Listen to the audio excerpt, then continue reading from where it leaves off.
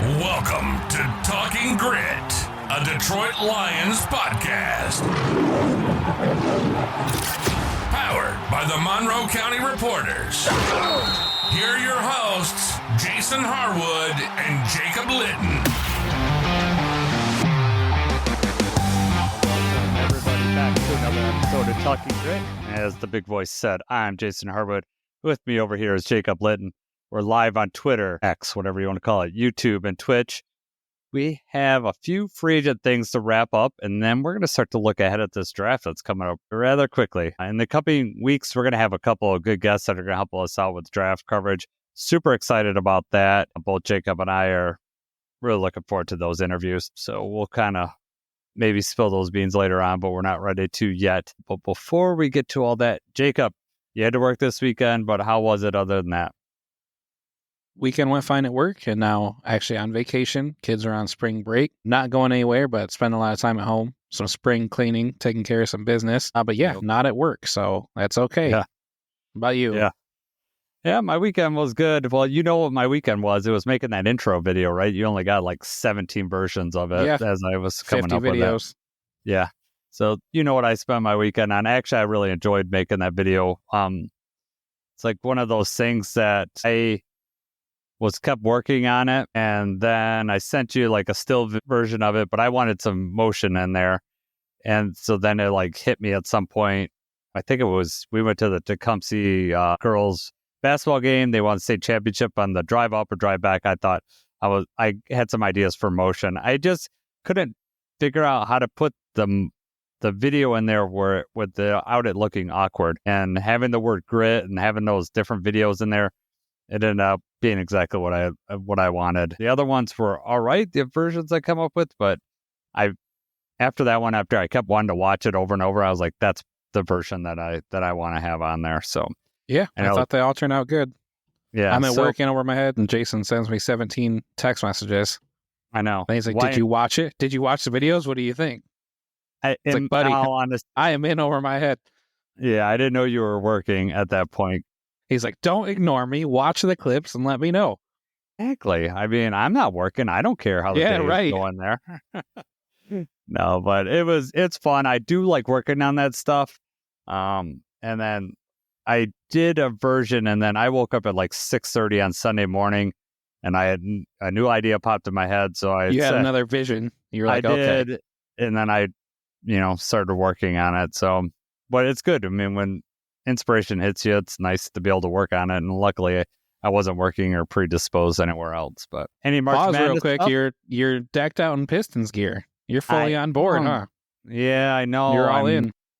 I don't want to say I'm bandwagoning in, because I've been a Pistons fan back from the Bad Boys days, but it was tough go for the last decade or so. And finally got a team that we could be proud of. And my boys are really into it. I know that you're into it. It's nice to be able to talk ball with you, basketball with you, but the boys are into it. So it makes it, we're going to have it on at home. Right. And that's way better when the kids want to watch it too. Exactly. And it just gives me another excuse to spend time with them. And, basketball is like anytime sports is on, it's like it's a reality TV, women with reality TV. There's a reality show on. My wife is watching it, whatever, Love is Blind, whatever crap's on Netflix. She's into all that. And to me, sports is like the ultimate reality TV. And I get sucked in, even the girls basketball team. I haven't watched Tecumseh play at all this year. I don't know anybody that's on the team, but, I got a team to root for. It's a state championship. I was fully invested at the Breslin Center on Saturday night. And, congratulations to Tecumseh's girls basketball team, state champions. It was fun. Yeah, shouts out to them, state champs. The first one for the school in like 50 years or something like that? Yeah, it's been a long time. My wife was telling me that they had won the volleyball state champs. One of the girls on the team is like 6'2", and she's going to be going to EMU for basketball. So okay. She's legit. She's legit. It's actually one of the coach's daughter, and the coach's other daughter is 6 foot, and she's the center on the team. Well, and that helps, right? People. Yeah, that helps when you have those. Especially for women's basketball. If you've got 6-footers in high school, oh my God. I know. Yeah, it was impressive. So it was fun to watch them, and, just to see them celebrate. And I, thinking about either, my kids or, myself, if what I would be thinking in high school on Michigan State's basketball court. That's a huge venue and a huge spotlight to be in. So it got me, I get emotional about that stuff, just sports and anything that relates to my kids. I start to really relate to that, or what would happen if Preston or Bradley was in that situation, how I would feel. And it was good. It was a lot of fun. Right, for sure. All right, let's move on to some Lions stuff. We're going to wrap up free agency. I mean, free agency could go on all summer, right? But for right now, it's probably I think that a lot of the Lions moves are done, at least until after the draft. Yeah, the dust has settled. There's not really too many, flashy things still out there to do anyway. No. Not that we did a whole lot of flashy things to begin with, but that's just not us, right? No, but I'll tell you what, the Vikings can have the flash, the Bears can have the flash. I know that last week wasn't any huge signings like you just said, but I was really excited by a couple of these guys that are coming back. I know we're bringing back a lot of our own, and we can maybe talk a little bit more about that in a bit. But we talked on Monday about who we wanted to bring back, and I mentioned Pat O'Connor, and it was a day later he signed. So I'm happy for that dude. I mean, he was a player that Dan Campbell called out a lot of times in press conferences about a guy that just does his job. So I'm really happy about that.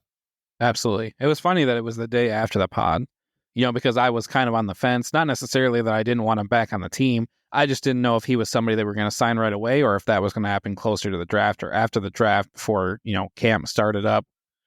The same for Al-Quadin Muhammad. I wasn't sure if we were going to bring him back. And if we did, I thought it'd probably be a little bit closer to where the season started. And, both those guys signed pretty quickly. I don't know if they were both the same day or like pretty close, pretty early in the week, right after we recorded. So I was like, okay. I mean, I guess there's no need in waiting if you win them. They're Lions football players, right? Yes. Those are two guys that had the right attitude. They stuck through adversity. And, especially Muhammad had a couple really huge plays.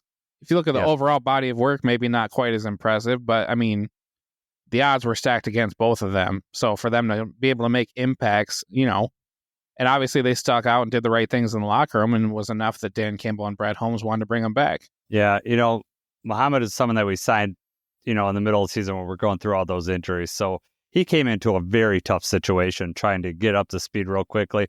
And it's basically, sign and play. He didn't have very much time to acclimate himself to the situation. Pat O'Connor was as a guy that they signed over the summer. So we talk about the Lions free agent pickups. They may pick up, sometime around training camp. I mean, Pat O'Connor was one of those guys. He was cut, immediately signed to the practice squad, and then he made his debut right after the Hutch injury. And he's the guy that came in and did his job, and that's what we needed him to do. He didn't try to do anything more. He just did enough. These guys are going to be depth pieces. Hopefully, we're not going to rely on our depth as much as we had to last year.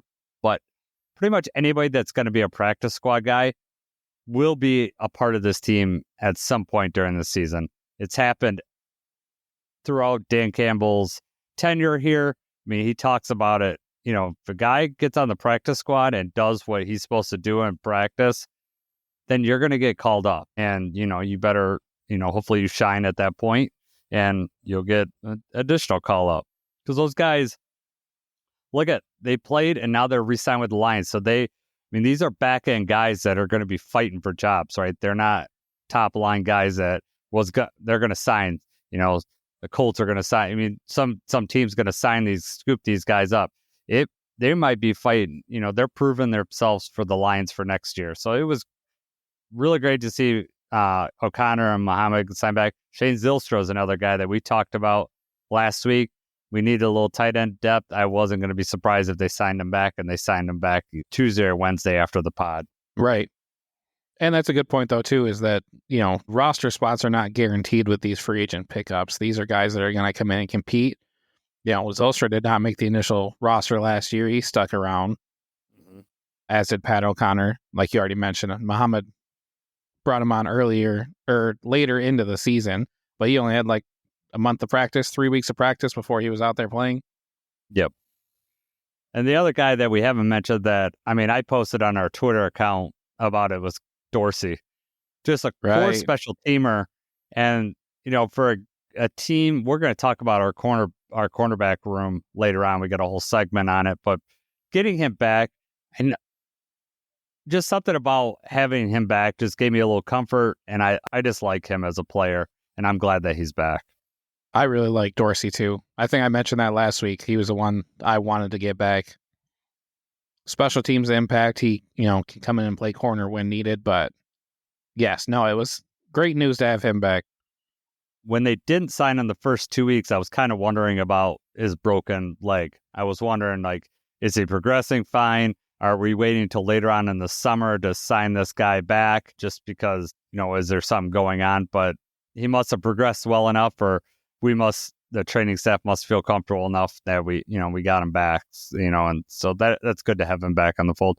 We did sign 2 other corners from outside our team, Jacob. Who are those guys? Yes, so we signed one of the better names in the league, Rock Yassin, cornerback, and then we also signed Avonte Maddox, which is notable because he actually is from Detroit. So 2 new corners to add to the room too.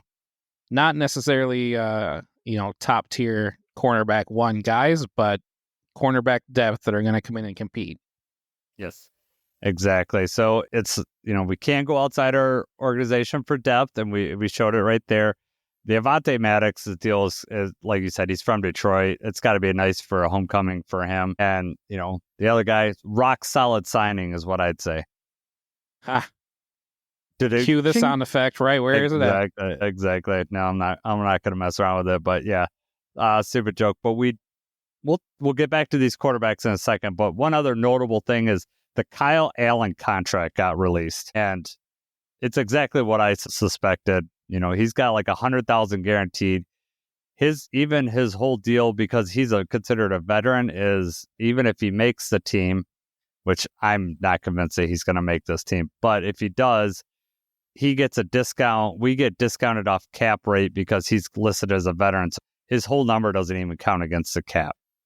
But when you saw the $100,000 guaranteed, were you just like, yeah, that makes sense?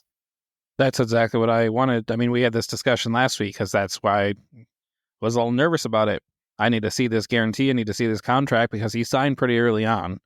It's like, I don't know what we offered him or what, because obviously we've changed the culture. The Lions are different. People want to be here, but it's hard for a quarterback, to come in with no guarantee whatsoever. There's not even a job guarantee when there's plenty of spots out there, especially after the draft.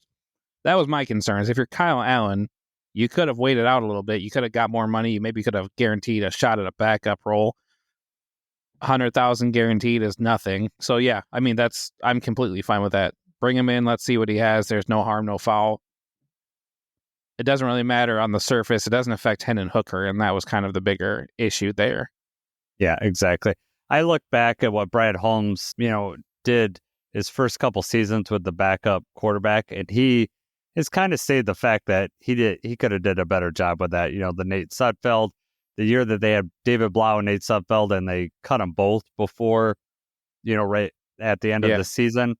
And it seems like he's like, I'm not going to make that same mistake. I want to have a quarterback I feel, comfortable with in the room. And this is like a no harm, no foul kind of signing. If we cut Kyle Allen, it's not going to ruin the cap. It's not like we got a bunch of dead money, right?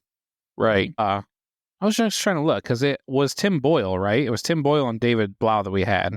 That's and then correct. We cut them to sign Sudfeld. And then Sudfeld was the final next, then we cut him. But he got injured the following year, right? Yes, okay. And then last year we cut him. Like he was our quarterback all through training camp, cut him, and then we end up going with just Hendon the whole year. And right. That's the timing of it. But the point's the same. We cut Boyle and Blau, and then had to sign someone last second.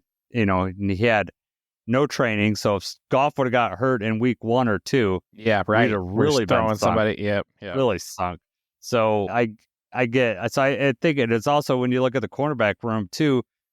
The last 2 years, Brad Holmes has put a lot into that room, signing people, getting more depth, because we we struggled there, obviously, the first couple of years. And then the year we signed Cam Sutton, we still struggled. He tried to put a lot of resources in there, and it still didn't work out. Right.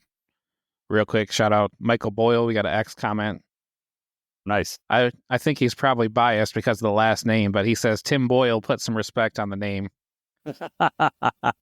Tim Boyle has like that infamous, I don't know if you knew that or you saw, but he his record in college was terrible. Very bad losing record in college.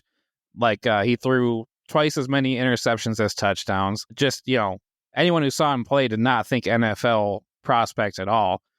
He goes undrafted, signs as an undrafted free agent, and then somehow this guy stuck around the league for 10 years or something like that and actually ended up making some starts. Did about as well as you would expect with somebody with that pedigree. But yeah, I mean, shouts out Tim Boyle, if anything, resilient. Yeah, well, hopefully he saved his money because I don't think he's going to get many more chances in the league. So hopefully he did the right thing, right? So let's talk about the cornerback room. So, Jacob and I put together this nice chart that we're going to go over here, comparing the 20 this year's cornerback room and last year. So starting right out the top, CB1 obviously is the big change. Got DJ Reed versus Carlton Davis. And one thing I liked that you did, the research that you did today, is you put how many snaps each player played. And DJ Reed had 880 snaps compared to Carlton Davis's 697. So when we talked about comparing those players, that was one thing that we mentioned a couple weeks back, that durability, right? The availability on the field was going to be higher with DJ Reed. And it shows, I know Carlton he's having a pretty healthy season up until when he broke his jaw. But DJ Reed has showed over and over again, he's going to probably play more snaps than you're going to get from Carlton Davis. Yeah. And Pro Football Focus rating, they had Carlton at 74.5. DJ Reed was a 70.7.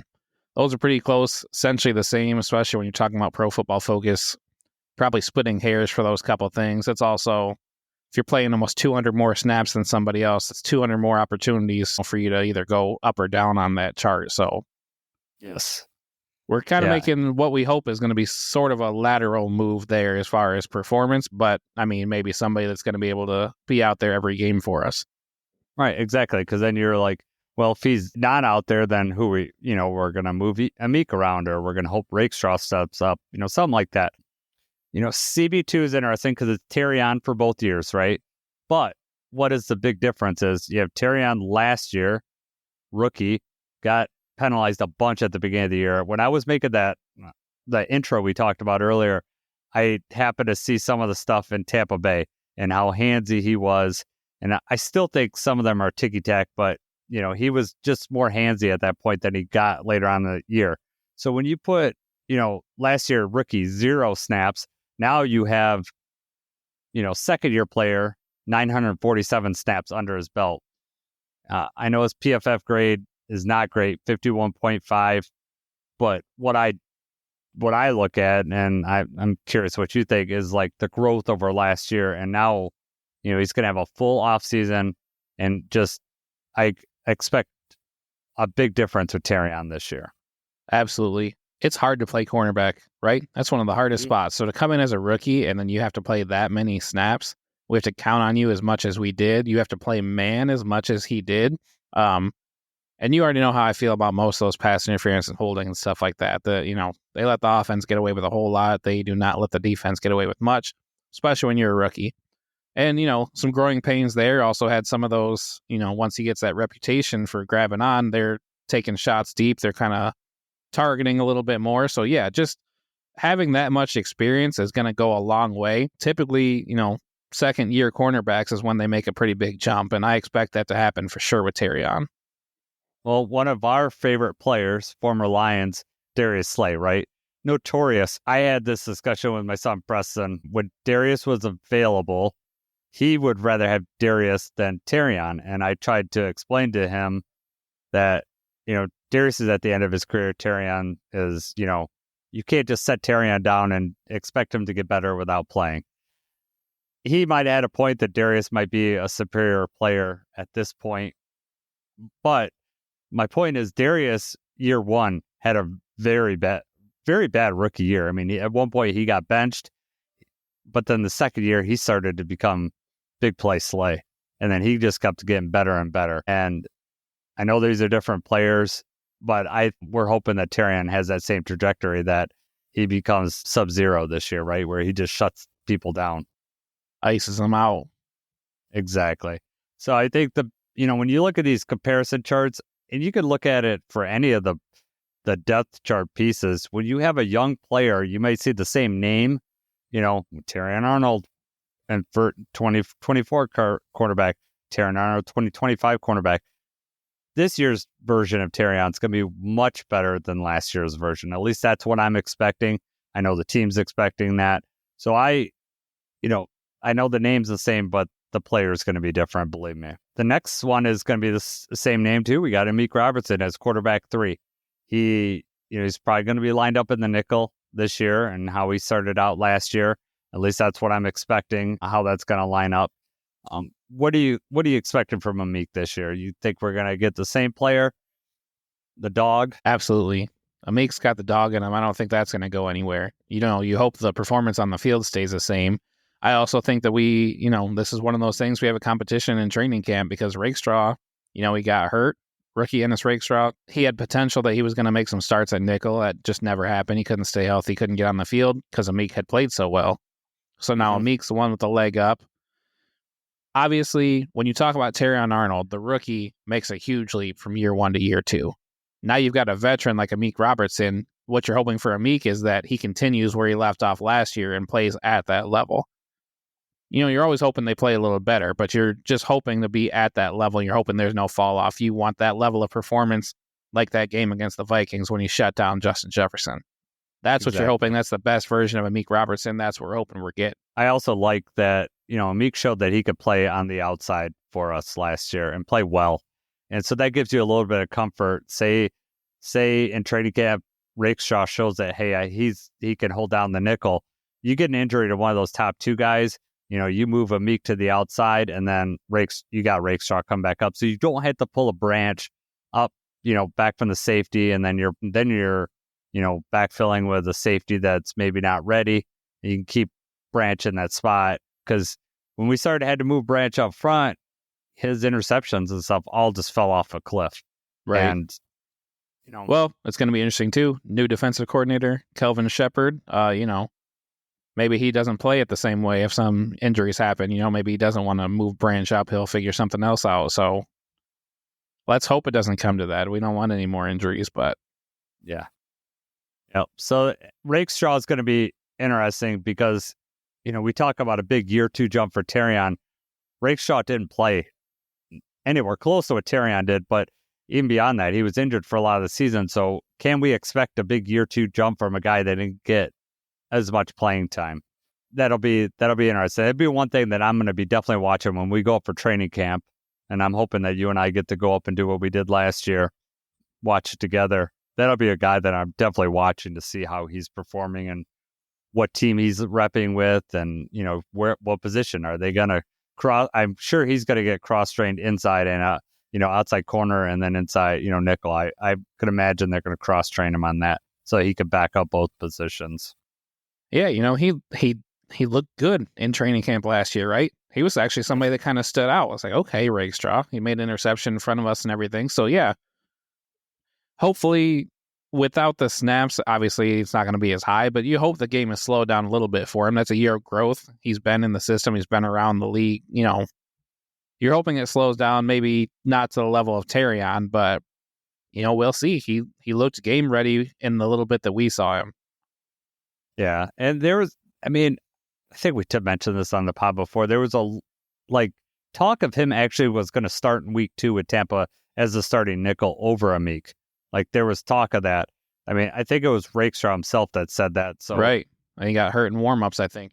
Yeah, because I was at the stadium during that game, and he came up as an inactive, and I know I was scrambling for any reason why, because I did not see any indication that he was going to be inactive. And then he pulled a hamstring or tweaked it right during warm-ups, 5 minutes before, inactives had to be handed in. Who knows what would have happened had he not got injured? Because the whole trajectory of the season might have been different. Yeah, just weird to think about that because Amik wouldn't give up. He's not going to give up the fight if they're not getting started. If anything, it's going to make him work harder as, just the attitude that he has. So I don't know if it had affected that much. But it'd been interesting for Rakestraw and his development, how, would have helped this year, how would the season had went around. But, the next, let's look at quarterback 5. If we get to this part of our depth chart, which we may during the season, it's not good for the team as a whole. Because last year, one of your favorite players, right, Kendall Vildor, he's quarterback 5. I'm saying that jokingly because I know you prefer not to have him on, out there. I did not trust Vildor on the outside for reasons obvious and proved over and over again. I agree. But his counterpart was going to be Rock Yassin right now. At least that's how it's kind of lined up. Vildor had a higher PFF grade and had more snaps than Rock Yassin. So I know that the articles say former second rounder and all that looks good, and the grass is always greener on the other side. Temper your expectations. That's all I'm saying. I'm not saying this guy won't be good. I'm not saying he can't be good. Just saying, temper your expectations. Potential has been there for him. Second round pick and everything like that. He actually has played up and down. He's had some good seasons. He's had some bad seasons. He played with the Ravens. He signed a 1-year, $6 million contract and got to play with the Ravens. Then he, I believe he got traded, or maybe he signed with the 49ers just after that 1-year deal. But he's been up and down. He primarily played on special teams last year. I'm actually thinking cornerback 5 right now is going to be Avonte Maddox. Okay. So he's the one that actually got way more snaps, defensively. I think that he's probably the one that's up right there. Yeah, and I think you're probably right there too. I mean, if you look at, quarterback 6 is Khalil Dorsey. We've already talked about that. He's a special teams guy. He might get out on the field. He was out on the field when he broke his legs. That wasn't a special teams play. He was out, playing cornerback for us. So let's move on to Avonte Maddox because that's the more interesting. Detroit product. He played. If you look at the slot assignment, he was had 223 snaps in the slot last year. So he had 345 snaps total. 223 were in the slot. He's lined up at linebacker, which I know it's a linebacker, but you're talking about probably some sort of nickel position or just in the box. 69 snaps, and then free safety was at 28 snaps. So kind of, slot is where they mostly had him play. Now, with the Lions, they might move him around. We need help at safety. Could we move him, ask him to, maybe train at the safety spot? What's your thoughts on him right now? It seems like he's got some versatility to him. Somebody else that, we're not really making too much of a guarantee with. Maybe he makes some plays, gets some snaps on defense. Maybe he does not. Yep.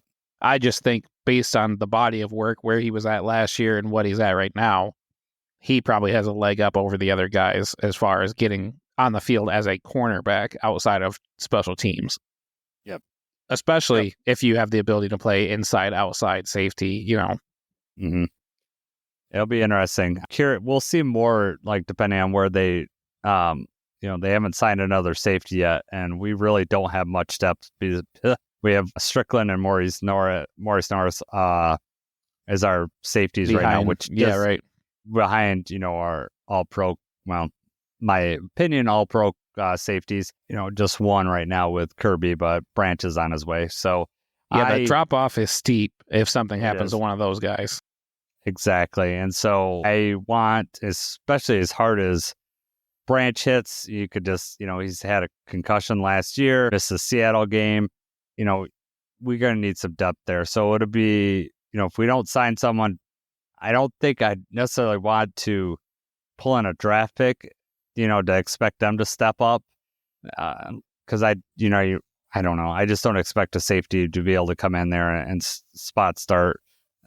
Not with the way the Lions play defense with man coverage. You want to have a very trustworthy safety valve back there. It'd be hard because you don't want to spend an early round draft pick on a safety.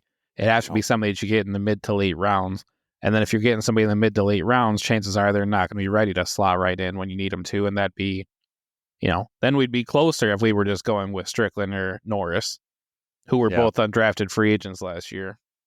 Exactly. Quandre Diggs is the name that I'm still peaking, hoping that we sign him at some point. That's a summer, probably definitely after the draft, if he's still available. It just seems like someone that could come in. I know he may want to start somewhere. That's exactly what I was just going to say. I love Diggs, but I think that he wants playing time, right?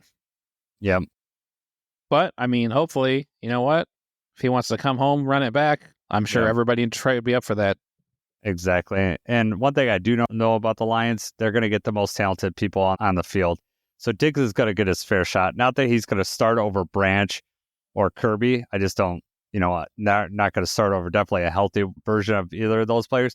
But the Lions have shown that they will play 3 safeties. And if they find that those are the best players on the field, Diggs will have a shot at the field. Diggs is going to get a fair shake here if he's signed here. That's all I'm saying. Right. That he would get a fair shake. If you're Diggs, though, he played last year with the Titans, did not go very well. Is that, do you want to start and you play for a team like that and you're chasing Jahmyr Gibbs because he just busted through a wide open hole? Do you want to come try to play with a team you have history with and a team with a shot at the big one, So that's my argument with Zeitler. And that still perturbs me that, you're going to go sign with the Titans. Who knows? I got to imagine the Lions put some sort of contract out there. I'm sure it wasn't $9 million. I'm sure they put it something similar to what they paid last year. I guess I don't understand it. Like, if you're a player of his age, 35, you're gonna be playing for the Titans. You know that they don't have title aspirations. They're picking number 1 in the draft. You know what I mean? Right. You're signing a 1-year deal. It's not like he signed a 3-year deal and think, well, year 1 might be rough with a rookie quarterback, but by year 2 or 3, we might be sniffing the playoffs. No. So, it could be a family thing. I know the rumors that he had family down there, so maybe that's what ultimately pulled down there. And, do the best for you, but it just, for me, my mentality, if I'm at the end of my career and I'm signing 1-year deals, I'm signing with a team with at least a playoff shot, right? Get in the tournament. You would think, right? You want a shot, you want a chance. Right. And so I think with Zeitler or with Diggs, I would think that he's going to want to sign with someone that has some sort of, if not Super Bowl aspirations, at least you're going to get in the playoffs, get a chance, not run it back with the Titans, who I just don't expect them to be sniffing the playoffs next year again. Who knows? But I just don't see that happening. I guess I actually don't know the link, but I've heard that there's some sort of history between him and Brian Callahan. I don't know exactly the connection there, but I guess he's got some sort of history with the head coach. Maybe Zeitler was contemplating retirement, and then they were like, we really need you to anchor this offensive line, and we'll throw a big wad of cash at you, and maybe that just made sense to him. If he's got family down there, maybe too many pieces fell together, and then he was like, you know what, fine. I don't think the Zeitler, I think that he will not have a better year this year than he did last year. No. There's no chance. He's not playing between Ragnow and Sewell, so that makes anybody look better. Look at Glasgow the year before, how much better he looked, between those two guys. I'm not saying that, Glasgow played the same level of play and it just is a matter of who he was between. I think Glasgow had a very rough year last year, but you're playing between 2 all-pros. That is going to make your job easier. Right. Put you out there. You can at least slow them down a second. They got to get in the way. Man, no, I'd be peeing my pants. First time you had to pull, it'd be over with. I'd be looking like James Houston when he crapped my pants. Like, what, coach? No, I carry the towels. I don't play in the field. He spilled Gatorade, man. What do you mean? Okay, yeah. Brown Gatorade. That's what he said, cool. Right? Okay. Yeah, brown Gatorade. All right. We've kind of, anything else you want to talk about in the cornerback room, or you got any other notes or anything? So let's, I don't have actually, sorry, 1 second. One more thing. I think that there will be another name added to this before the season starts. There's going to be another corner in the draft, free agent, something like that. I feel like there's going to be another corner throwing his hat in the ring here. Yeah. All right. So you think either draft or free agency that we're going to be? I think that there's going to be at least somebody else. Maybe somebody emerges, another free agent, another camp body or something. Undrafted free agent is going to maybe make some noise, but there'll be somebody popping in here. Lions are always good for an undrafted guy to make the team. And as deep as this roster is, even last year they had undrafted guys making the team. Right. You never count them out. I want to touch a little bit on the trenches because Brett Holmes has said how important the trenches are. But when you look at what we've done this offseason, we haven't really went outside the box on any of this, guys. Getting Levi back was A-plus move, especially for the amount of money. I get that the trenches, and then Davenport, I'm okay with that through just the amount of money that we threw at it. And the only thing I don't like about it is that we haven't added anybody other depth pieces around it because you can't count on Davenport to play. You just can't. Anything we get from him is a bonus, in my opinion. If he plays, it could be very helpful because I liked how he played those first the 2 games that he played. I think he really helped Hutch out, just collapsing one side of the pocket. Yes. And he could be just a dangerous guy out there just with Hutch. I mean, I think when we look at the trenches last year, like a lot of the fans that are out there, they're griping about getting someone on the other side of this edge. We're thinking of the last half of the year when Hutch wasn't out there. When Hutch was there, you think of the Tampa Bay game, 4.5 sacks. I mean, we're a totally different team with Hutch in there, and getting him back and being healthy is going to make that line look just so much better. And I think we all have short-term memory about him not being out there. So I guess my question is, are you okay with what we're doing in the trenches on the defensive side? I'm only talking defensive right now. Are you okay with what you've seen? I'm okay with it because, as we talked before, just think the market, the dollar amount to get some of the other people that are out there is just going to be too high. You know, maybe we wait for Za'Darius to see what's out there. If Za'Darius wants to come back, maybe we bring him back at a cheaper rate than he thought he was going to get. But, you know, there's no flashy signings out there, but you're not going to get Khalil Mack. You're not going to get Bosa. You're not going to get any of those players without paying premium. And we're not set up to pay premium for them right now anyway. And I don't think they really need to. I think that's something else to build in the draft. What's your argument for someone saying, hey, we got, $50 million in cap space. Why didn't we sign Bosa for $18 million? Do you have thoughts on, I know I do, but I'm going to let you speak first.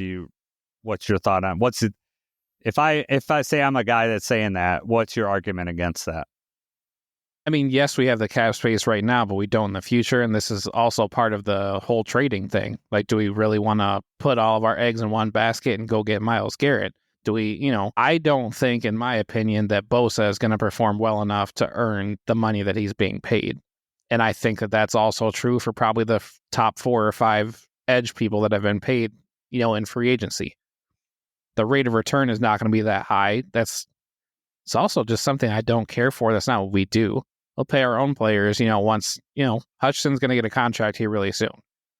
We pay from within, we build from within. It's just tough. You don't know what these guys are like in the locker room or anything either. It's just such a huge part of our football team. That's a lot of money to throw at somebody. Za'Darius, we decided Za'Darius wasn't worth, it would have basically, with the dead cap, been 12, right? 12 million, we said Za'Darius isn't worth that. So, I mean, I don't think that we sign anybody for more than 12. I could see that, Von Miller's still out there, right? I mean, right. And Von Miller probably wants $19 or $20 million to play 200 snaps all year or something like that. That just does not make sense. Yeah. So one thing that, and I think you kind of touched on it, we have 50, whatever we have in cap space. I don't know the exact dollar now because they keep announcing these contracts. We have 45 plus in cap space. And you say, well, why aren't we using that? You mentioned the Hutch contract, right? So any unused cap space that we don't use this year gets pushed forward to the next year. So any team has empty cap space or cap space they don't use, it doesn't just go away. It's not like you just like, well, I didn't want to better the team. We could have spent $15 million on Khalil Mack or whatever. No, that $15 million that we would have spent on Khalil Mack we'll move on to next year. And you mentioned it without saying the words cost benefit, right? You're paying Joey Bosa $18 million. Are you getting $18 million worth of player value there? Probably not with his injury record, right? If he's healthy throughout the whole season, yeah, you probably are. But are you going to take a chance on it? That's why a Davenport signing, a healthy Davenport could have the impact of a Bosa throughout the whole year. I truly believe that. And you're getting him for like very little risk, up to $4.5 million. And that's if he performs everything. So the odds of Davenport being healthy for a whole season, very, very low. The odds of Joey Bosa being healthy for a whole season, very low, in my opinion, too. But you're going to still be paying him. So, Joey Bosa will probably play more snaps and have a bigger impact than Davenport. He probably will. But that's also a big chance that you're taking, and having Davenport, basically taking very little of the cap space if he doesn't play is how I would have done it too. I know it's not flashy.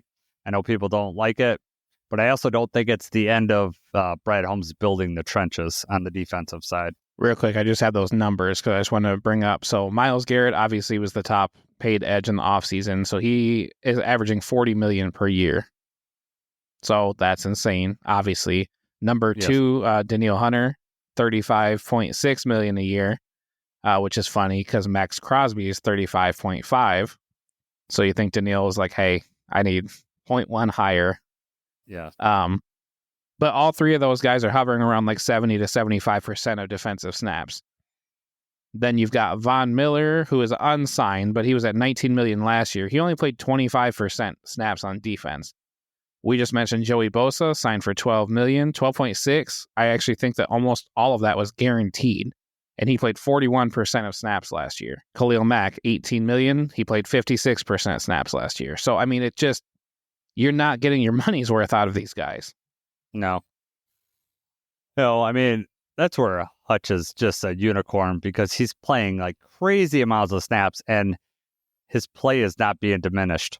And it wasn't like what he played caused the injury last year either. I mean, that was a fluke breaking your leg, swinging around. I mean, that's a high effort play and it just, it's very bad luck.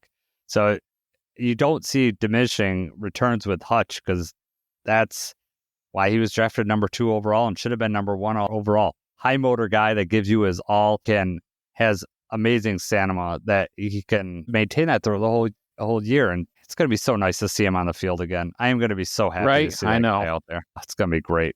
Getting announced out the tunnel for the first time, I'm getting goosebumps thinking about that. It's going to be, let's flip it and go the offensive side. We, didn't really sign anybody on the offensive line, right? And Brad Holmes has said that's where this team's built. I know we got Mahogany taking the Zeitler spot, but the first guy off the bench is a big question mark. Do you think we signed someone before the draft, or is this something we're waiting until after the draft? Because it really points to pick number 28 could be an offensive lineman. Yeah, I think we definitely are going offensive line. Offensive line, defensive line, probably the first 2 or 3 picks for sure. Yeah. But I think they probably got a couple names circled, a couple guys that we're looking at to be there at the end of the first round, and we're probably going to take one of them. Yeah. And I think that's the right move, right? Yeah. I am completely okay with that. Yeah, this draft is, we'll get to draft talk a little bit, but it's supposedly very defensive line heavy, which is good for a team that's going to be draft, have some, we got 3 picks in the first 3 rounds. We can, utilize some of that on there. So it'll be interesting to talk when we talk with our guests the next couple of weeks, what their thoughts on it are. But I am fully expecting some draft pick in the trenches. Wide receiver may be another talking point. Right. Yep. I think we need some help there too. But anything else that you want to talk about for as far as like free agency, depth issues, or anything like that we want to wrap this up? I think we touched on everything. I mean, Like we said, nothing. There's only one flashy signing, but that's okay. That just means there were not that many holes that needed to be filled. Right. All right. Last week, Netflix threw out a trailer. A little surprising. Quarterback, season 2, coming out. And what's notable about this one? Jacob? It's notable because our very own Jared Goff is going to be featured in this show. I know. Yeah. We'll be watch this. You got Joe Burrow, Kirk Cousins again. Can't get enough of Kirk Cousins and Jared Goff. The Kirk Cousins thing doesn't make sense to me. Is that interesting that it's like we've got to get him back out here and do that again? Or is it especially that knowing how the season goes? Like, well, Well, yeah, that's what I want to. That's going to be interesting when the decision to get benched, and he couldn't have been happy about that. And it's interesting. It's a matter of, you mentioned like why you get Kirk Cousins again? Do they struggle to get people to sign up? Is that why we're going with Kirk Cousins? I have heard that it is hard to get, no one wants the camera following them around 24/7 and getting inside the building and everything like that.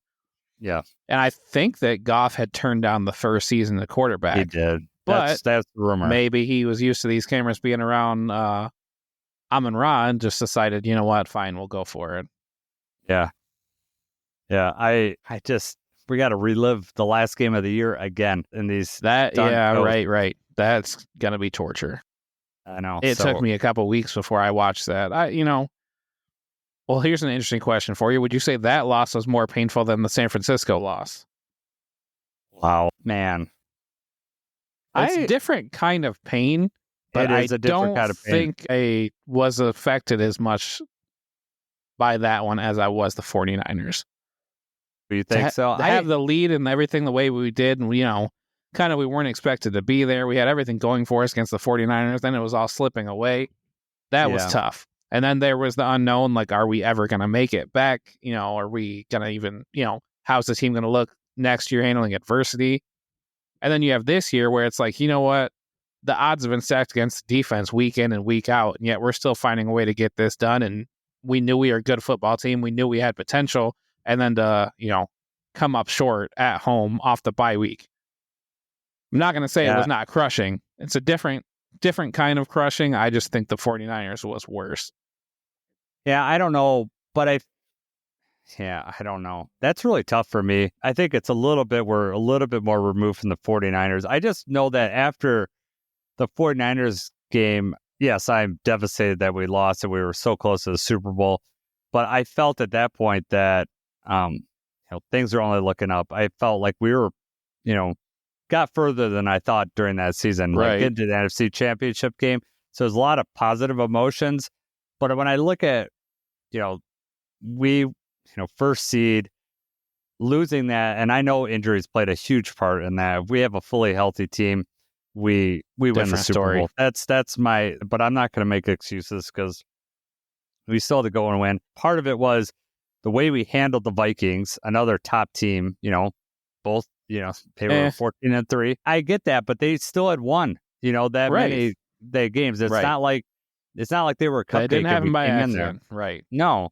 And, we beat them, and the way we beat them, our defense playing good, it just gave what turned out to be false hope going into that game. And so, just everything being with expectations, being number one seed, it was, and being there too. I was there for that game. I was just going to say that. I think that's probably worse because you were in the building and you could feel the deflation, and that sucks. You know what? You get the highest of highs being there and being in that environment and feeling that, but then that also means you get the lowest of lows when it doesn't go your way. Yeah, and it's a hard walk to the car.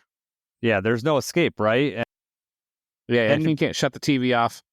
You can't. You can't walk in another room for a few minutes, and it's so hard. Like, you haven't had to deal necessarily with this, but just having my boys being fans, because JJ is, your son is a Dolphins fan. Right. And so it's just trying to process it myself and then also help my kids process it. It's difficult. And, we talked, I don't need to relive that part with Bradley. He was just crushed during the game. And, afterwards, I try to make everything a teaching moment. I know that, kids may not be all receptive to that at all the time, but you have to win as much. You probably learn more from losing than you do from winning. And I think that in life, if you can just learn from your mistakes, learn from losing, learn how to handle things better, you'll go further in life. And that's just my core belief on that. So part of that is just having perspective on that. And you look at what's going on with Twitter now with people being so upset about the Lions, that I didn't get that feeling after last year. I mean, there were some crazy people, mad about Dan Campbell's decisions in that 49ers game. But this year, it's like they expect us to sign every top free agent. And we didn't get them. Brad Holmes, what is he doing? And I think the general... You were not on Twitter as much, though. I wasn't. And you're right. You're right. I wasn't aware of that world. Yeah. That's negativity. True. That's most of the time is negativity. People calling for Dan Campbell's head for not kicking field goals and stuff like that. Right. You want to hear some stupid people talk, you go on Twitter and you'll find.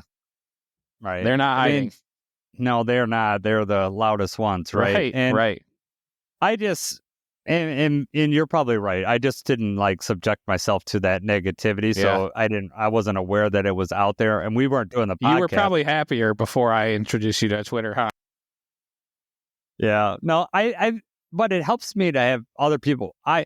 Before we had this podcast and before, all this, I just in my head, before I'm talking out loud with other people about this, I figure my opinion's the majority opinion, and I'm finding out a lot of times it's not, right? And that's okay. I mean, everyone's allowed to have their own opinion. I mean, I'm all for having a healthy discussion about why I think I'm right and why, and that's also not the right place to have a healthy discussion. But I get what you mean. Twitter's not. No, right. Twitter's not. Reddit is actually a little bit better about having actual conversation with Lions fans. But no, I get what you mean.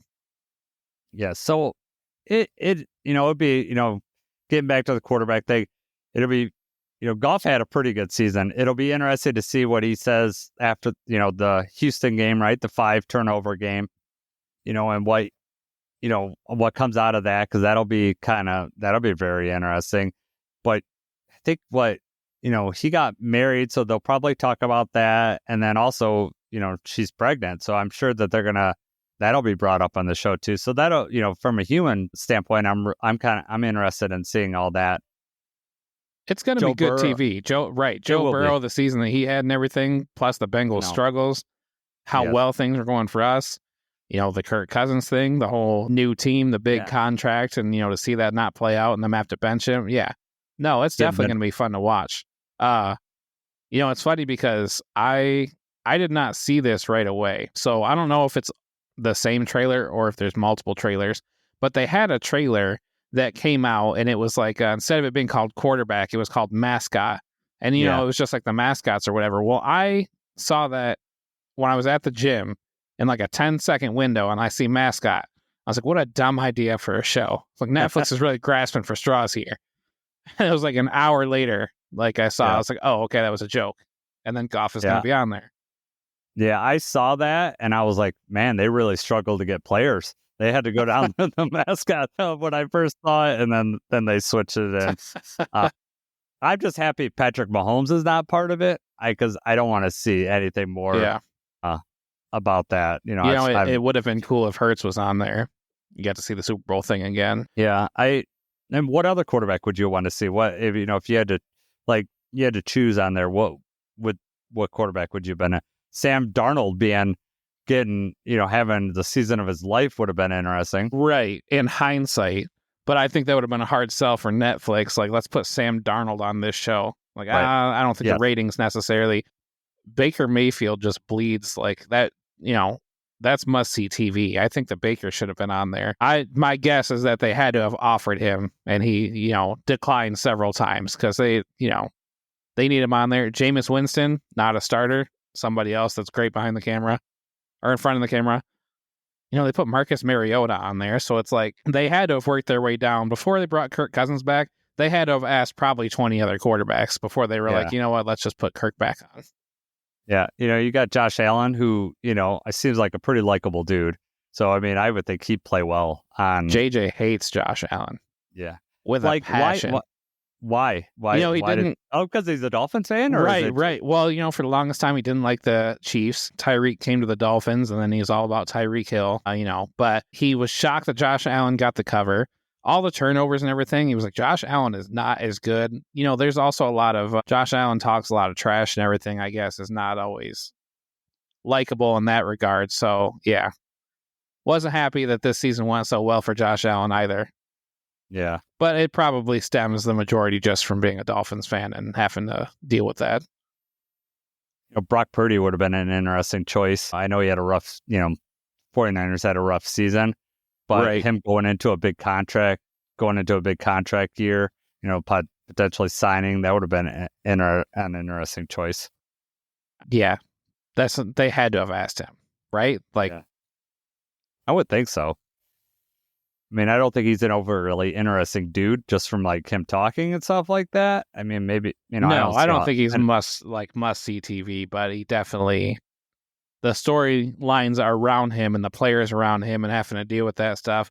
But there's probably a certain amount that the team has to agree to also. I mean, there's a lot of access that you have to give for these Netflix crews to be in there. So maybe that's also something that's holding it up. Yeah. And, you'd think they'd ask Dak Prescott, right? I mean, try to get the Cowboys in there. I mean, that's just smart from a rating standpoint to get Dak in there, so many Dallas fans. It's funny, I didn't realize the connection before, but Marcus Mariota, because they followed the Falcons around and they followed Kirk Cousins around. So that was probably very easy for them to be like, let's just do this again. We already know this building. We know where to film. We know this player. And the same thing happened. Marcus Mariota was benched during the season too. And now Kirk, man, if Michael Penix gets if they ask him to follow, don't do it. No, don't do it. All right. I think the last thing that we're going to do before we wrap up here is we're going to talk about a Lions rule proposal that went up. I know they had 3 later on this summer in the offseason. Jeremy Reisman's going to come on this program. We've already got this planned. We're going to talk about rule changes and we're going to make a whole show on it. So I don't really want to talk about the couple of the proposals that the Lions, but what I do want to talk about is the one that involves playoff seeding. And because I think that's kind of outside the realm of the show that we're going to do later on. So we're not going to be stepping on toes there.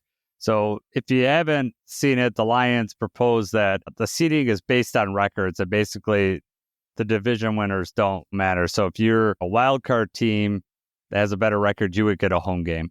So I'm going to start with you, Jacob. What do you like this proposal? Do you agree with it? We'll start there. I do like the proposal. That's another instance of Twitter. I thought that the majority of people would probably be okay with that after what happened last year and seeing the Vikings have the year that they have and then have to go on the road for 1 week. Twitter did not agree, though. I saw a couple polls and I saw a couple conversations, and the majority of people were very against that. They, that's what I got, is that the majority of people thought that the division winner should be hosting a game regardless of whatever the record is. I don't really feel that way, but, I also feel like it's been botched in the whole 2 teams should have a bye. I don't think it should just be 1 team having a bye. So I don't already like that that's changed anyway, but we saw it last year. The Vikings had a much better season than here they are on the road. They had a tough last game against us, and then they had to turn right back around and go to the road despite the season that they had. And, it's hard to win on the road, especially in the playoffs. So the odds were stacked against them right away, as they would have been for us. We lose that game to the Vikings, then we're the ones traveling on the road. Despite everything that we've done, the season that we've had, how everything's gone for us, we don't get to host a playoff game. And that would have been in that scenario where we had only lost 3 games all year. Yeah. What are your thoughts, though? I mean, have you seen that too? People are very against that. Yeah, I'm going to side with Twitter on this one. I think division winners should get a home game. In an unbalanced schedule, I think at this point, if we went with the Lions proposal, then I almost think, what's the point of divisions in the first place? It should be just NFC, AFC. I don't like that idea either. I mean, that's interesting. What is the point of the divisions? Right. But I mean, that's how you get rivalries. That's how you, have and familiarity. That's how you sell it more. Right. I don't want to give that up. I mean, I want to hate the Packers. I want to hate the Vikings. I want to hate the Bears. Right. I don't want to give up a home and away with them either. I think that is good for the game of football to set up rivalries. If you go through that gauntlet and you win that division, then in my opinion, you should get a home game. My thoughts on that would be after the first week of playoffs, and how I would change it is everything would get reseeded based on records. So the first week of playoffs, if we're taking the same amount of teams, whatever, number one bye would still happen. All the rest of the division winners would get a home game. Everything gets reseeded for the next week. And then if you're a division winner, you're no longer like the 3 seed. It would be reset based on record. So that way, all your division winners are still getting a home playoff game, which I think you deserve. But then the next week, it all reset just based on record. So if you had a wild card team such as the Vikings, say they won, against the Rams. If they beat the Rams, it would get reseeded and they wouldn't be a 5th seed. It'd go based on record. So then you don't have a chance where all of a sudden the number 1 seed we're having to face the Vikings who, for all intents and purposes are better, based on record, they're better than the rest of the division winners. So the Lions as a number 1 seed would be getting screwed in that situation because they're playing a tougher team that really what they deserve. So how I would fix it is I would keep it the same as what we have right now for the first week. But then the first week of the playoffs, but the second week, everybody gets reseeded based on records and whatever tiebreakers they want to set up. I didn't go into that much depth about, this would be my first tiebreaker or whatever, but that's how I would do it. Would you? That's would a good proposal. I mean, that makes sense. You also could just do away with the whole 1 seed gets the bye. Everybody would get a bye. Just there's a week break after the season, and then you have right in order. All the division winners are hosting playoff games, and then there you go. And then it reseeds, based on whoever makes it out of there. Yeah, I just think that you got to have something to win the division. But I think that in this situation or other situations where you have like the year that was it Carolina, who won the division with the sub 500 record? Yeah, I think it was Carolina or something like that. I mean, those aren't happening all the time where I think you need to change the rule and come up with all these caveats or whatever. I just think if you win your division, that means you're better than the other 3 teams. You went through the gauntlet. You should get a home playoff game. But then after that, just for fairness of everybody, it should be based on record. And then it goes from there. And that's how I would do it. 2020 Washington, 7-9, and they won the division. 2010 Seattle, 7-9, won the division. 2014 Carolina, 7-8-1. 2011 Denver Broncos, actually were 8-8.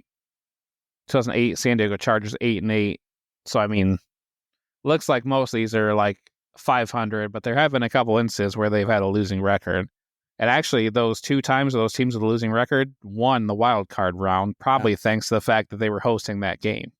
Right. So I mean, that makes things a little more interesting too. Yeah, I think any rule proposal you make, you're not going to have a fail-safe. There's always going to be some weird anomaly that happens that you can't just guard against. Probably too big of a change to make. There's not going to be much support around. No. And I'm glad the Lions came up with the proposal instead of the Vikings, because if the Vikings said it, it'll come out just like they came out with it in spite, right? At least the Lions were on the good end of it. We didn't move all the way down the 5th seed, because then it would be like sour grapes or whatever. Right. Came out with a rule proposal. So the other thing that I thought could be interesting is when you redo the seeding, for that second week, the top seeds get the number 1 seed would get to pick. You could instead of reseeding them, the number 1 seed would get to pick who they want to play. Dang, so I don't know anybody that would want to do that though. I know no one would want to do it, but would that make for crazy? No, that'd be really good, because no matter who you pick, there's a huge fire you've lit underneath them. They wanted us, they're gonna get us. I know exactly how. When you talk about setting up must-see TV, you could have that would be a selection show. There's your reality show. I see what you're doing there. Okay, I know. Yeah. So I don't propose that it happens, but I just think from you want Dan Campbell to get in front of the tribal council and say, we want to play. Yeah, exactly. The Commanders. We want the Commanders, and then the Commanders come in and beat our butts or whatever. But I think that would be an interesting Very thing. Interesting. Yeah. So those crazy proposals that I just come up with, that's just a peek of what I've come up with for the rules. I've been thinking about it. I've got some stuff it's going to blow your mind, Jacob. Okay. Going to change the game of football. But, Jeremy's always down for talking rule changes. And I know that, the one that, the Lions proposed about, no automatic first downs. Yes. Sure Jeremy had to sit down after he read that because his heart rate probably went way up. He mentioned that when he was on our show, right? We talked about that. He has railed against automatic first downs forever, so he was probably super excited by seeing that. I just want to really quickly, because we're going to head into draft talk in the future. Let's just talk the Lions draft picks. Let's just mention them real quick. So we have, as of right now, unless something gets traded, we have 7 draft picks. We got round 1, we're picking 28. Round 2, the 6th overall. Round 3, we had originally traded our round 3 pick, but we got a compensatory pick for Aaron Glenn, and we're going to be picking 102. Round 4, we're picking 20th pick in that round, 130th pick. Round 6, we got for the Buccaneers, pick 196. Round 7 for the Cowboys, pick 228. And then our last pick would be 244. So we got 2 7th rounders, a 6th, a 4th, a 3rd, a 2nd, and a 1. So we don't have a 5th rounder this year.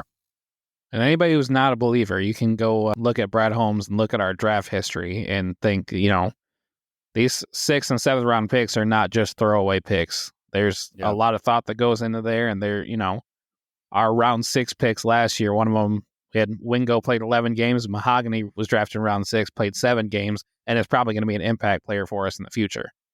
Exactly. So don't sleep on these picks. These are not just, throwaway. People see round 7, pick 28, number 244. Like, well, that one probably doesn't matter as much. And you know what? When you're that far into the draft, there's probably quite a few people on your list that you're looking at, undrafted free agents and everything like that. Every pick matters. Mm-hmm. Certainly matters to the player, and it matters to us. Yeah. And also, if anything, those are just ammunition to move up for a player you want in 4th and 3rd round. As Brad Holmes has shown he'll do, like last year, trading up for Manu and Vaki. So, I mean, they're ammunition nonetheless. So if we don't pick at that position, we may be using as picks to move up. But you're right, Jacob. I mean, those players have just as much chance of making the team as even, as anybody else, because Brad Holmes drafts football players and he drafts people that he thinks are going to make this team. We're reaching deep into the bag and we're seeing what we're pulling out. And we're going to get the best out of these guys. Yep. So, all right. Well, it's coming up. I know the draft's it's like a month away. It's going to be in Green Bay. Unfortunately, not going to go there. I will, when it moves, if it goes to Indianapolis at some point, I will travel to Indianapolis to go for the draft stuff because I had so much fun in Detroit last year. I think it's going to be hard to top. Like, from you hear people that go to multiple drafts and everything like that, they had such a great experience in Detroit. Obviously, I had a really good experience with my family, as did you with yours. Yeah. Lifelong memory for sure. I mean, it, really such a great time. Weather. Yeah. Really lucked out with weather in April. I mean, it could have been really bad, if the weather would have not cooperated. Right. But yeah, it was great. So, if you decide you want to go to Green Bay, I know it's drivable for a lot of our listeners. I'm sure it'll be fun. I know it's Green Bay, crap football team, crap, town or whatever, but go and just, you'll have a good time. I do look forward to deck yourself out in Lions gear and you let them know who runs that town. That's right. Wear that cheese grater hat and head in. So, all right, Jacob, anything else before we wrap up? No, man, I'm good. All right, man. Yeah, the Wings are playing now. Pistons play tomorrow. And Tigers opening day is Thursday. I am real excited. It's also my birthday, so season opens up on my birthday, which it's a good birthday present for me. Hopefully, Tigers bring home a win. Hey, Michigan State, both in the Sweet 16 for March Madness. Exactly. I'll get ready, man. This is going to be a heck of a week, and we're almost at April in the D, right? Or almost so there. Close. And it's a meaningful April in the D. You got the Tigers promising coming up. Pistons playing really well. Going to get into the playoffs, it looks like, for sure. The Red Wings kind of fallen lately. They're challenging. Our defense is not playing well. But like you mentioned, Michigan State, no matter who you root for there, both in the Sweet 16. So that's awesome. And, hopefully they live on, get to the 8. Oh, great. How insane would that be? Because if they do, they play each other. Yeah. Oh, my God. that'll talk be about great high for the stakes. state. That'll be great for the state. Just it'll be something that we all look forward to. But all right, Jacob, I had a blast. Thanks for everyone that is listening on our podcast or checking us out live. We're doing this every Monday night live at 9:00. Like I said, tune in next week and the week after. We got hopefully everything with our plans come together. We'll be advertising. Keep an eye on our Twitter channel, and we'll be announcing some guests here. We're super excited about it. I just don't want to announce them now, and bad luck falls us. Just not ready to do that to myself or Jacob, or put undue pressure on other people. So, for Jacob, I'm Jason. Let's go Lions.